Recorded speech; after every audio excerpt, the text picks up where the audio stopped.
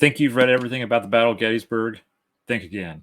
In 2021, this book was released, and it finally gives just due to the commander of the U.S. Army at Gettysburg, George Meade.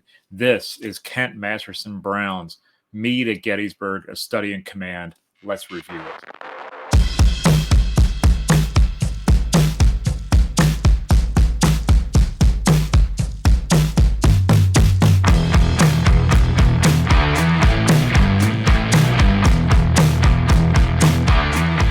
What's up, everybody? My name's John. I am the Tattooed Historian. Thank you so much for checking out my YouTube channel. I would love for you to go down below, hit that subscribe button, slap that bell. You'll know when I put a new video up. You'll be notified when I go live. And there's so much more to come this year on this YouTube channel and other platforms that I'm on. Really appreciate you checking in. This is another episode of the Tattooed Historian Reviews. And today I'm going to be reviewing Meade at Gettysburg, A Study in Command by Kent Masterson Brown. This book came out in 2021. It was brought out by the UNC Press and is a fantastic read. Over 370 pages of amazing prose, great primary resource documentation in here, and I thoroughly enjoyed it. Now, that's not the review. That's not the full review, but I just want to get that off my chest first because I'm not usually this excited about a book. This one I am. I am very happy to have read it. I'm going to read it again, and I'm going to make notations. There's a ton of stuff I want to get back to. But why is that? First, when I saw the book come out, I'm like, do we really need another Gettysburg book? We've had Gettysburg books for decades, for 100 years, and we're still on this subject for some reason. Why are we doing this again? And then I realized that, there isn't really a great book about George Meade at Gettysburg. The commander of the U.S. Army at Gettysburg doesn't have a proper book. And Kent Masterson Brown's book just fills in that gap so well. In fact, Meade is often shunned in history. Meade is pushed to the side. He's kind of seen as a lackadaisical kind of commander, pulling up second chair, if you will. He inherits an army that is a little bit scattered and unsure of where the enemy is. And he brings them together in a matter of days into this grand fight, which is probably, arguably, the greatest fight in the Western Hemisphere, and leads them to victory. At least, in my opinion, he leads them to victory. In Kent's opinion, he leads them to victory. Some people would say, well, Robert E. Lee lost Gettysburg, so Meade didn't actually win it, which is stupid, in my opinion. That's a dumb take on this whole thing. And Kent Masterson Brown underscores that thought that Meade is the victor at Gettysburg. His men surely thought they were. They thought they won. They didn't think only because the Confederates lost did they win. They thought they won, and this was a huge moment for the Army of the Potomac. So who's commanding the Army of the Potomac? A Pennsylvanian named George Meade is commanding the Army of the Potomac at Gettysburg on his home soil, Pennsylvania soil. He has to have that in his mind when he takes command of the Army of the Potomac in late June 1863. He takes command because he's basically voluntold, as we would say. You will take command of this army. You will lead them against Robert E. Lee and the Army of Northern Virginia.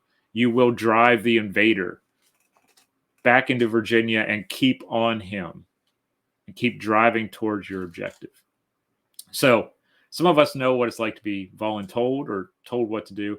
Meade gets this thrown into his lap, and he immediately goes to work seeking out the enemy forces. And Kent does a great job underscoring that. He understands what would happen if he's slow to act. He needs to be fast to act. He needs to find out where the enemy is in Pennsylvania and go at them as best as they can. Maybe fight a defensive battle. It's what's called the Pipe Creek Line, which is in Upper Maryland. Maybe go into the Pennsylvania interior and try to root out the enemy. Meade has all this going through his head.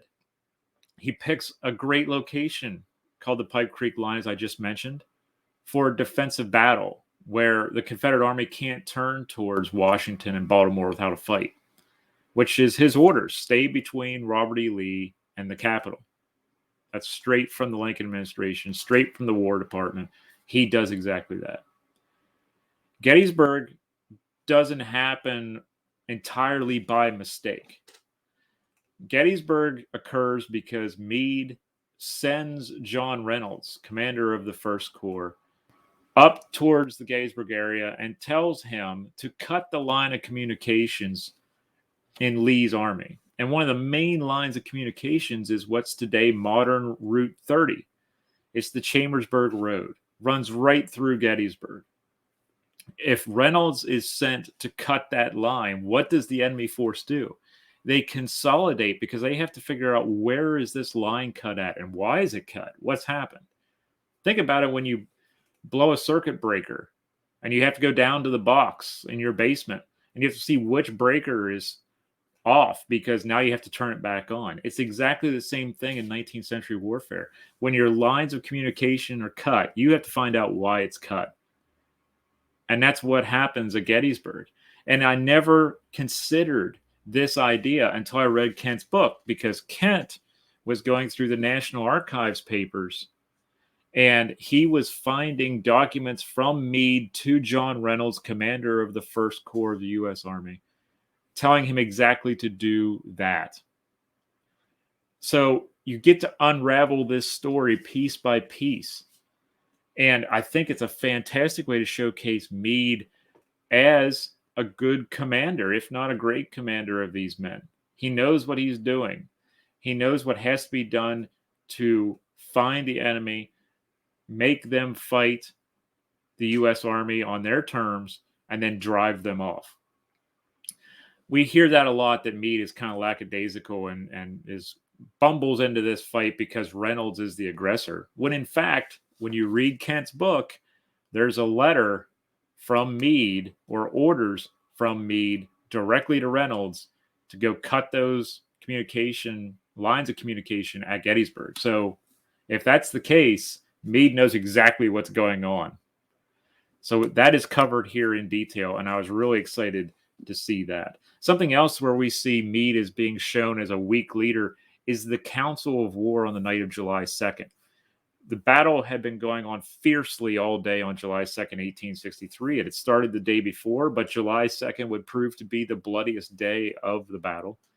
Men, U.S. Army soldiers, were taken from one end of the line to the other to fill gaps, to reinforce, to find new areas, to build up breastworks, entrenchments, etc. So pieces of divisions or pieces of corps were moved from one side of the battlefield to the other. Meade needs to know what is going on his front. How are the men holding out, and where is everybody? Because everyone has been scattered all over the place to different commands. So Meade calls this Council of War together on the night of July 2nd to talk to his corps commanders to find out what's going on in their front, how are their men doing, and where is everyone at.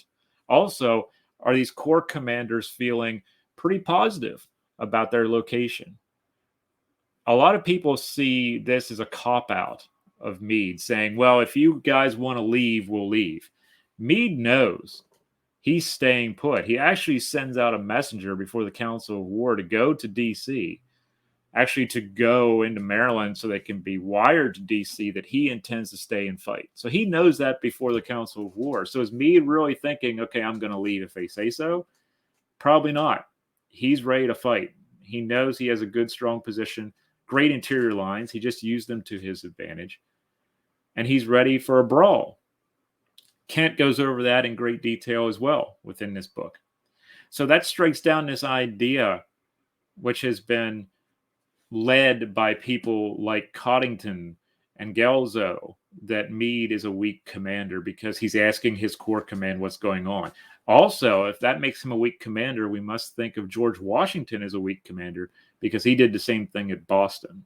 We must think of Winfield Scott as a bad commander because he did the same thing with his men when he invades through Veracruz and into the Mexican interior. So Winfield Scott must also be weak. It doesn't make sense. This is something that has been done for generations in the military. And it's actually something that these men would have been taught in the military academy, of having councils of war. It was called something different, but it meant a council of war. So Meade is not weak for calling the Council of War on July 2nd, 1863. The final point where Kent really shoots down is this point that some people have made that Meade is weak because he doesn't go after Lee right away when Robert E. Lee and the Army of Northern Virginia starts their retreat south. Meade actually sends out parts of divisions to go looking for the retreat route. There's a fight in the hillsides, in the mountains on the retreat. And Meade re-equips his army and regroups his army and then proceeds to move between Baltimore and Washington, D.C. to stay between the Army of Northern Virginia and those cities. Exactly what he was directed to do. And when people say, well, he didn't attack at Williamsport when Robert E. Lee was stuck at Williamsport, Kent goes into great detail about why he didn't attack Williamsport. And you'll find that out when you read the book. All in all, I'm going to read this book again. As I said, I'm going to make notations through this thing. And this is going to be in my permanent collection. This one's not going anywhere. This one is a 5-star read. I was very excited for this. I was honored to have Kent Masterson Brown on an interview a few weeks ago. And you can see that right here on my YouTube channel.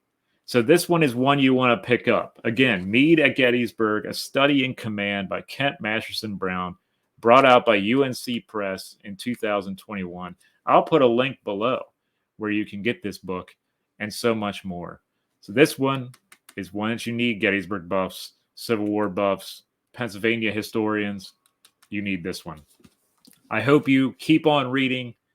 I hope you stay happy and go out there and find these places for yourself. Go find your local history because it's so important. Because remember, all history is local.